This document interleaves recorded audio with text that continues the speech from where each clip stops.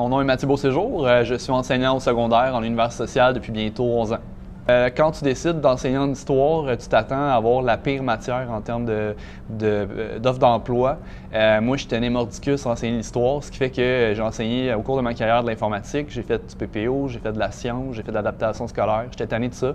J'aime beaucoup enseigner avec des ados, j'aime ça être avec eux, puis c'est toujours comme une boîte à surprise. Mais moi, c'est l'histoire, c'est la raison qui m'a amené dans ce métier-là.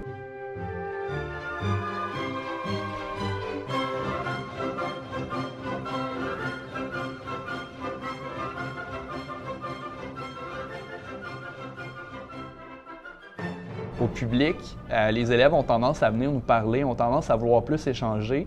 Puis des fois, ce que je constate du privé, puis ça me manque peut-être du public, cette petite relation-là qu'on développe, des insights. On dirait ici, ils font leur journée, ils s'en vont, puis c'est fini. T'es une partie de leur journée, alors qu'au public, des fois, tu as l'impression que tu es plus que ça. Il y a vraiment un clash qui se fait en ce moment entre le public et le privé. Puis même si on a un ministre de l'Éducation rempli plein de bonne volonté, ce clash-là ne fait que s'accentuer d'année en année. Malheureusement dans les écoles. T'sais. Il y a beaucoup plus de classes moyennes qu'on pense au privé. Souvent, c'est à peu près 70% de l'école, c'est de la classe moyenne. C'est les parents qui décident de se priver volontairement, de ne pas faire des voyages, de ne pas faire d'achat de nouvelles voitures pour envoyer leurs enfants à l'école parce que ils sont d'accord, on est d'accord là-dessus. L'éducation, c'est la chose la plus importante parce que ça tue pour le restant de ta vie.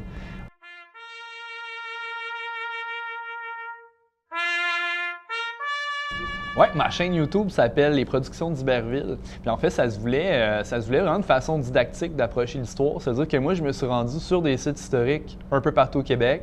J'ai filmé les sites historiques, j'ai intégré le contenu qu'on enseigne en secondaire 3 et 4, puis j'ai mis ça sur YouTube. Je trouvais qu'il y avait de quoi faire avec Assassin's Creed d'Ubisoft. Puis j'avais vu un reportage d'un historien qui a passé à la télévision, mais il parlait pas de jeux vidéo comme d'un jeu, d'un simple jeu. Il montrait qu'il y avait 3 ans de travail puis de recherche historique derrière ça. Moi, je trouvais que c'était intéressant pour un élève de voir le jeu d'une nouvelle perspective, c'est-à-dire avec une perspective historique. Puis le projet visait justement à leur en faire analyser, puis ensuite prendre position par rapport aux jeux vidéo.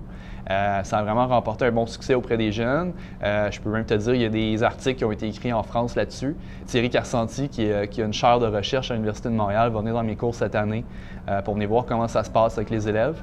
Puis la SPHQ, qui est la Société des professeurs d'histoire du Québec, m'ont remis une bourse cette année aussi pour ça.